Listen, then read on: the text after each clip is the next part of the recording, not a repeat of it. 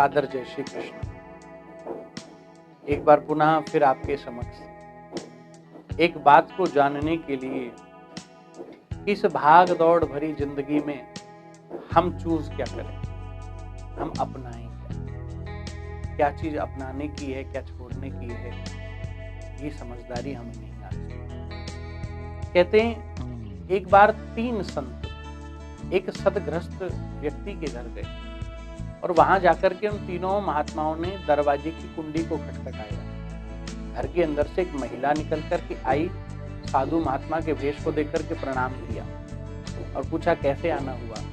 तीनों साधु बोलने लगे कि हम यात्रा करते करते यहाँ पहुंचे हैं और बेटी तेरे यहाँ भोजन करना चाहते। स्त्री कहने लगी मैं आपको भोजन तो करा दूं, मेरे लिए सौभाग्य की बात है, अन्नदान तो महादान होता है, लेकिन मैं अकेली हूँ घर पर, मेरे पति भी घर पर नहीं है, कोई भी पारिवारिक सदस्य यहाँ पर नहीं है, मेरी छोटी सी बेटी है वो भी गई हुई है शिक्षा अध्ययन करने के लिए।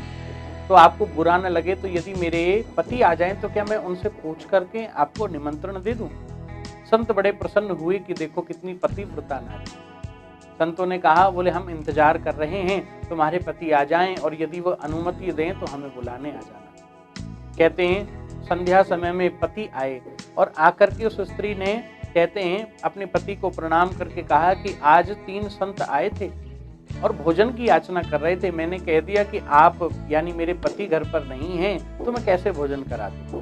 पति बड़े प्रसन्न हुए लेकिन कहने लगे कि जाओ उनको लेकर के आओ और उनको भोजन पवाओ। भोजन पवाना तो भोजन खिलाना तो बहुत ही शुभ कर्म का प्रतीक बताया गया। कहते हैं प्यासे को पानी और भूखे को भोजन देना तो महादान है, इससे अच्छा दान और क्या होगा। स्त्री गई और उन तीनों संतों को ढूंढा, प्रणाम करके कहने लगी कि आप चलिए, मेरे पति ने अनुमति दे दी है और आपको भोजन कराना चाहते हैं। तीनों संत में से एक संत बोले कि बेटी हम पहले जब तुम्हारे घर आए थे ना, जब तुम स्वीकार कर लेती हमारा निमंत्रण जो हम निवेदन कर रहे थे आपसे, तो हम जरूर तीनों चलते, लेकिन बेटी अब हम में से एक जाएगा। बोले कौन?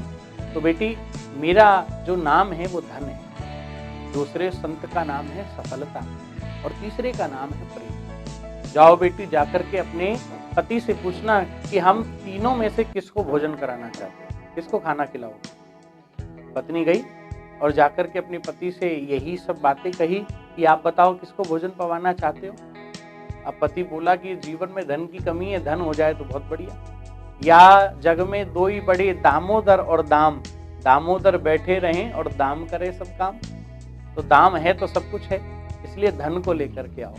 और अक्सर हम धन के पीछे इतने भागने लग जाते हैं, जिस धन को हम दौलत कहते हैं, हमारे ब्रजवासी संत तो कहते हैं दौलत मतलब 2 लात। जब ये आती है, ये दौलत रूपी धन जब आता है तो 1 लात जब हमें क्या होती है पीछे से पड़ती है, तो हम छाती चौड़ी करके सबको बताते हैं कि मेरे पास ये है, मेरे पास ये है। लेकिन वो व्यक्ति भूल जाता है कि किस बात का अभिमान कर रहा है। दौलत में दूसरी लात अभी शेष है और दूसरी लात पीछे से नहीं, फिर वो सामने से पड़ती है और जब छाती पे लात पड़ती है तो फिर अपने आप झुक जाता है। इसलिए ये जो धन है ये बिना कहते हैं सद्बुद्धि के कोई जीव रख नहीं पाता। जिसके अंदर व्यवहार अच्छा होगा, सद्बुद्धि होगी, परमात्मा की कृपा होगी, वही धन के भोग को भोग सकता है।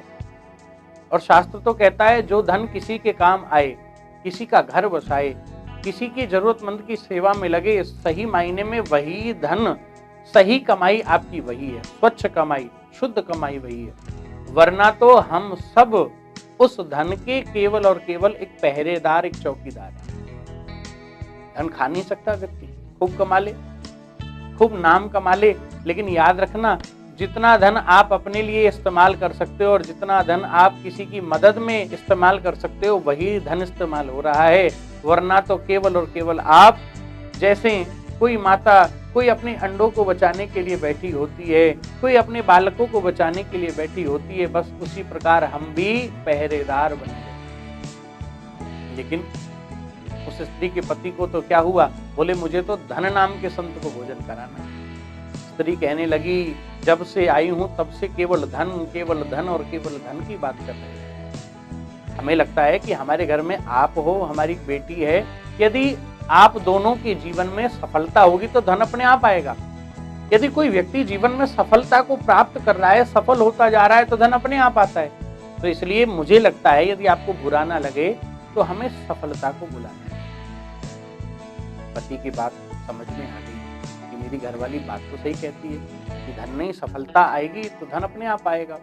बेटी सुन रही थी, बेटी आई और दौड़ करके आकर के कहने लगी, माँ, पिताजी, मुझे एक बात मेरे मन में आ रही है, मुझे एक बात याद आ रही है, और वो बात मुझे याद ही नहीं, मेरा एक आपके सामने एक निवेदन है। माँ, पिताजी, मुझे तो जीवन में ना तो धन चाहिए और ना सफलता चाहिए, ना हमारे परिवार को धन चाहिए ना सफलता चाहिए। क्यों बेटी?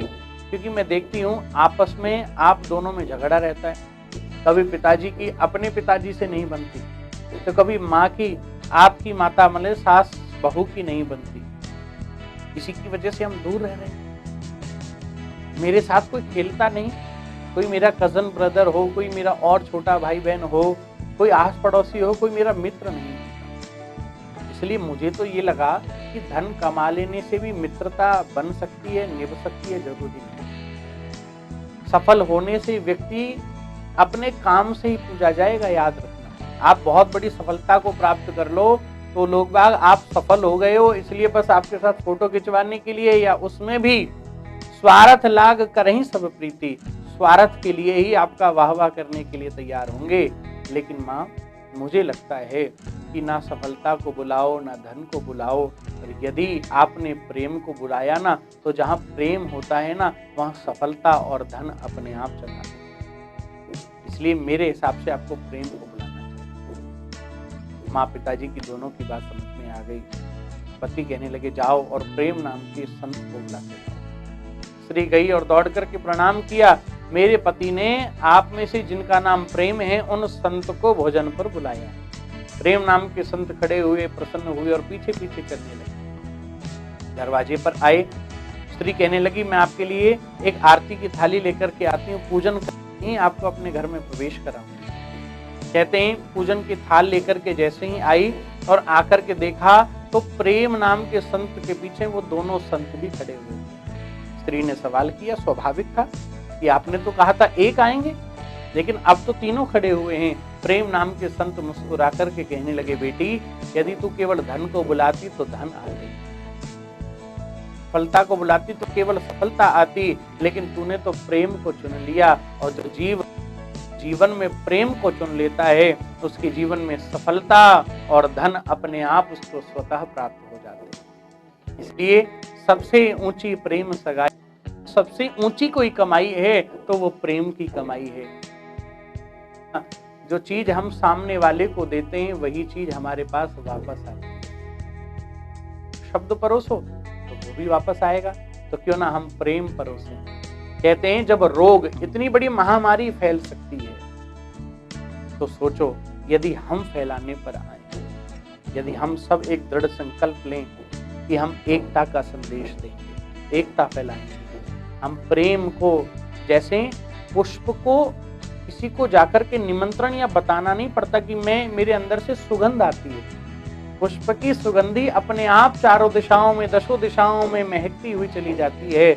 बस उसी प्रकार जिस दिन आपका व्यवहार अच्छा हो गया, प्रेममय हो गया, उस दिन अपने आप जीवन में धन और सफलता प्राप्त हो जाएगी। इसलिए फैलाइए, मेरे कहने से आप विचार करना, यदि हमने प्रेम फैलाया, अच्छे संदेश फैलाए और सबको एकता की सीख सिखाई, तो हमारा यही वसुधैव कुटुंबकम, ये हमारा पूरा विश्व हमारा होगा, और हम वही हैं जिस देश का लोहा पूरा जहां मानता है। हम वही हैं जहां सबसे पहले विद्या की रीति आरंभ हुई, हम वही हैं जहां पर बड़े बड़े संत महात्मा हुए, हम वही हैं जहां से समस्त देशवासियों के कोई भी अंदर से एक प्रेरणा के स्रोत के रूप में चाहे विवेकानंद जी प्रकट हो जाते हैं, महात्मा गांधी जन्म लेकर के अहिंसा की शिक्षा की ओर चला पड़ते हैं। हम वही हैं जो यशोदा के कृष्ण के उन नटखट किलहोलियों के ऊपर हम आनंदित होते रहते हैं। हम वही हैं जो कृष्ण लीलाओं को अपने जीवन में रखते हुए आनंद को प्राप्त कर लेते हैं। हम वही हैं जो राम की मर्यादा और अपने पिता माता की बात को रखने के लिए अपना जीवन न्यौछावर कर देते हैं। हम वही हैं जो विवेकानंद बनकर के अपना पूरा जीवन देश की सेवा में लगा देते हैं। और हम तो वही हैं जो स्वयं महात्मा गांधी भी अपना जीवन देश के चरणों में न्यौछावर कर देते हैं। हम वही तो हैं जो सरहदों पर खड़े होकर के हम सब की रक्षा कर रहे हैं। हम में से ही तो हैं। तो क्या इन सब ने हमारे लिए प्रयास किया, एक छोटा सा प्रयत्न किया, क्या हम एक छोटी सी कोशिश नहीं कर सकते सद्व्यवहार फैलाने की, प्रेम फैलाने की, एक ऐसी सुगंध फैलाने की जो सबको एकता का संदेश दे, जो सबको एक प्रेम के धागे से बांधे रखे। धागा कच्चा कितना भी हो, यदि बार बार गोलाई से बंधना लिपटना शुरू हो जाए तो वह कच्चा धागा भी मजबूत हो जाता है। हम सबके अंदर मतभेद मनभेद हो सकते हैं, लेकिन आत्मा भेद नहीं हो सकता, क्योंकि वह परमात्मा के नाम अनेक हो सकते हैं, परमात्मा वही। इसलिए हमें समझना है भाव भिन्न हरि एक हैं, उपासना घाट अनेक, और जी चाहे तहाँ बीजिए, परसा पानी एक परसा पानी। वो पानी एक ही है, घाट अलग अलग हो सकते हैं, गंगा का जल वही निर्मल है। इसलिए हम सबका परमात्मा वो ईश्वरीय शक्ति भी एक है। बस हमें जिसको भी हम मानते हैं, जिस संप्रदाय से जिस धर्म से जुड़े हुए हैं, निष्ठावान होकर के बस एक ही चीज आप सबका धर्म सिखाता है, आपस में प्रेम को रखना, सद्व्यवहार को रखना। बस यही रखते चलिए। प्रेम यदि आपने अपनाया तो आप सबको सफलता और धन, आपको सक्सेस अपने आप मिलती रहेगी। सादर जय श्री कृष्ण।